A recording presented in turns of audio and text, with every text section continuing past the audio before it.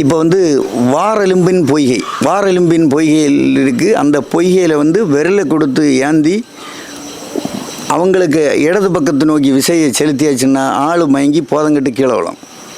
அந்த வாரெலும்பின் பொய்கை எந்த இடத்துல இருக்குன்னு காட்டி கொடுங்க.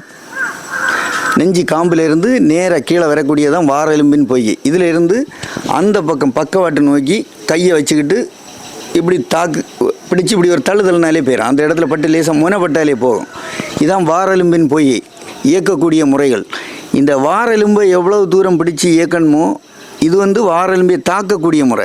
வார எலும்பை இயக்கக்கூடியது அடுத்த பதிவுகளில் போகும். ஒவ்வொரு சாஸ்திர பாடலில் என்ன இருக்குன்னு இந்த பதிவு எதுக்கு போடிங்கன்னா, நிறைய வர்ம புள்ளிகள் சாஸ்திரத்தில் இருக்க பாடல்களுக்கும் செயல்முறைகளும் நிறைய தப்பாக இருக்குது. நீங்களே பார்த்துருப்பியா, ஒவ்வொரு ஆட்களும் சொல்லி ஒவ்வொரு முறையாக இருக்கும். எது ஆட்கள் மாற்றினாலும் அந்த பாடல் மாற்ற முடியாது. அதுதான் நமக்கு பேசிக்காட்டு உள்ளது அந்த பாடல் தான்.